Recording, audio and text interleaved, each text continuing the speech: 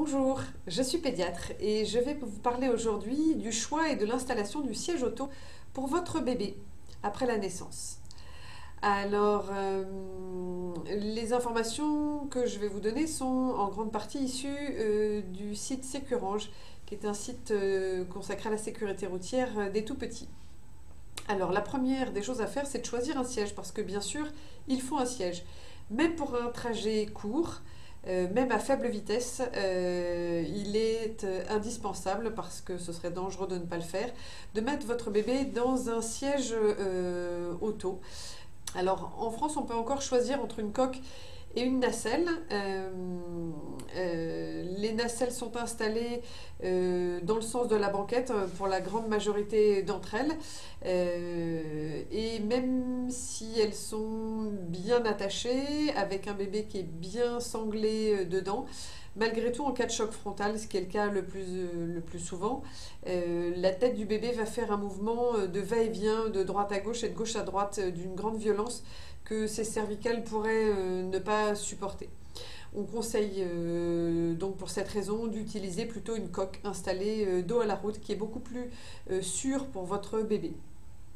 Alors vous me direz, mais on entend beaucoup de choses sur que les coques sont dangereuses pour le dos des bébés. En pratique, c'est faux. D'ailleurs, aucune source que vous pourrez lire ou entendre ne pourrait vous dire précisément quels sont les risques pour le dos du bébé. Et au bout de combien de temps et pendant combien de jours de suite il faudrait mettre le bébé, etc. Les orthopédistes pédiatriques nous confirment bien qu'il n'y a en fait aucun danger à utiliser une coque, évidemment de façon raisonnable, mais si vous devez faire 10 heures de route, faites 10 heures de route avec des pauses naturellement pour nourrir et changer votre bébé, mais il n'y a pas de danger. Alors, neuve ou d'occasion, on vous recommande d'acheter votre coque neuve. En fait, si votre coque est achetée d'occasion, vous ne pouvez pas savoir si elle a déjà subi un choc. Une coque, c'est comme un casque de moto, c'est prévu pour supporter un choc. Ensuite, on ne peut plus garantir qu'il n'y ait pas des micro-fissures ou des structures qui soient endommagées. Donc, à moins d'en connaître la provenance et encore, on vous conseille d'acheter une coque neuve. Ce d'autant plus que si elle est un petit peu âgée, elle pourrait ne plus être homologuée. Et elle pourrait avoir été détériorée avec le temps, l'usure des matériaux, et puis avec la chaleur. Vous savez que les sièges auto sont souvent exposés dans les voitures à de très fortes chaleurs pendant des durées assez longues.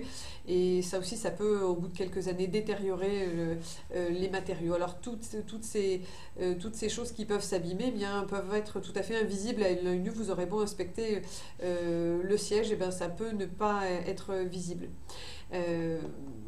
Il y a évidemment des critères de choix à respecter. Le premier, c'est la sécurité, évidemment. Pour être commercialisé, un siège doit être homologué. Cependant, homologation ne signifie pas sécurité maximum. Certains sièges homologués sont en fait très mal notés au crash test. Donc il faut vraiment vérifier toutes ces informations avant de choisir le siège. Le budget, ensuite, bien évidemment, même si la sécurité n'a pas de prix, tout le monde n'a pas le même budget. Malgré tout, il y a des coques bon marché pour à peu près 50 € qui vont être mieux notées que certains sièges dits de bonne marque. Ensuite, votre voiture, là aussi regardez bien dans la notice de votre coque qu'elle soit bien homologuée pour la voiture que vous avez ou celle que vous projetez d'acheter. Et puis après, il y a des petites préférences. Alors vous pouvez opter pour un siège pivotant, un siège qui s'utilise avec une base sur laquelle on le clipse, une coque de grande taille si vous voulez qu'elle dure plus longtemps. Certaines vont jusqu'à quasiment 2 ans pour un bébé. Voilà. Alors là, choisir isofix ou ceinturé.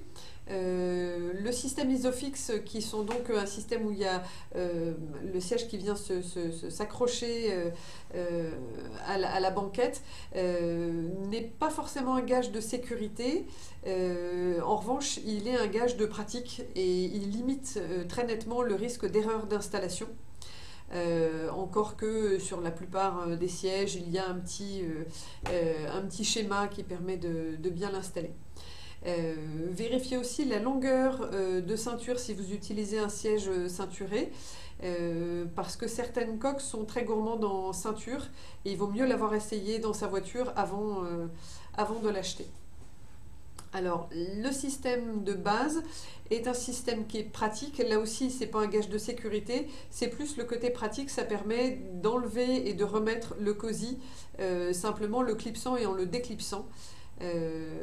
Faites attention parce que les sièges sont tous testés avec et sans la base, et parfois, sans la base, le siège est mieux noté au crash test. Voilà. Alors maintenant que vous avez acheté votre siège, eh bien, il va falloir l'installer. C'est là que ça se complique.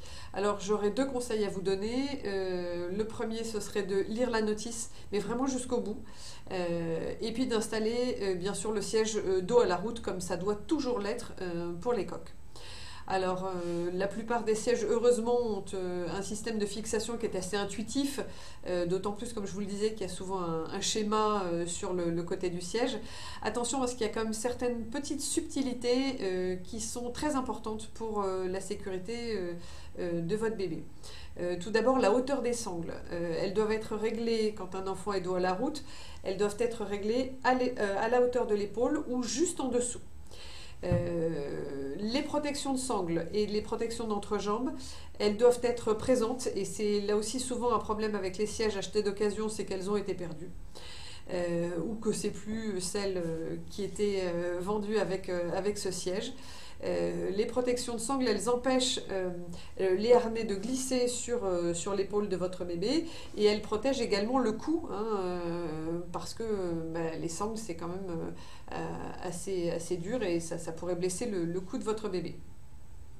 Toujours sur les sangles, vérifiez le serrage. Vous devez pouvoir passer 2 doigts entre votre bébé et la sangle, mais vous ne devez pas pouvoir pincer la sangle entre 2 doigts. Ça reste un dispositif anti-éjection, donc il faut que ce soit vraiment bien serré sur votre bébé. C'est pour ça aussi qu'il faut éviter toute surépaisseur, c'est-à-dire éviter les combis pilotes, les doudounes, les manteaux trop épais. C'est d'ailleurs valable pour les enfants plus grands et pour les adultes, au passage. Parce que en cas de choc, ces doudounes et ces combis pilotes s'aplatissent, et parce que c'est comme gonflé d'air, et du coup ça donne du mou dans le harnais qui n'est plus bien plaqué contre le corps du bébé. Ensuite, la position de l'anse. Pour installer votre bébé, vous allez positionner l'anse derrière sa tête. Par contre, une fois que le bébé est installé dans la voiture et que vous commencez à rouler, il faut que l'anse soit réglée dans la position où elle est le plus près des pieds du bébé. Ensuite, le réducteur. Certains sièges sont équipés d'un réducteur pour les nouveau-nés ou pour les prématurés. Ça permet au bébé de ne pas être complètement recroquevillé, et ça lui permet de respirer plus aisément et d'être plus confortablement installé, et d'être aussi mieux maintenu dans la largeur de la coque. Ensuite, la dernière information que vous pourrez trouver sur la notice, c'est à quel moment changer de siège. Un enfant, on le change de siège quand son poids dépasse la limite autorisée pour le siège en question, et ou quand sa tête, le haut de sa tête commence à dépasser de la hauteur du siège. Le fait que les pieds touchent la banquette n'a strictement aucune importance. Ça ne compromet pas du tout la sécurité du bébé, et ça n'est pas du tout inconfortable pour lui d'avoir les pieds qui touchent ou même les jambes qui se recroquevillent. Si vous observez bien un petit enfant qui se positionne spontanément sur un canapé, sur une chaise ou par terre, vous verrez qu'il a quasiment toujours les jambes repliées. La position de confort d'un enfant n'est pas du tout la même que celle d'un adulte, donc ça, c'est pas du tout un argument pour changer votre bébé de siège. Sachez qu'il vaut mieux garder un bébé et un enfant, dos à la route le plus longtemps possible. Le minimum légal c'est 15 mois. Le minimum de sécurité, ce serait 2 ans, et idéalement, ce serait même 4 ans, parce que jusqu'à 4 ans, le volume de sa tête et la musculature de ses cervicales ne lui permettent pas d'encaisser un choc frontal. Voilà, mais écoutez, j'espère que ces informations auront pu vous guider dans le choix et l'installation du siège auto de votre bébé. Je vous souhaite bonne route.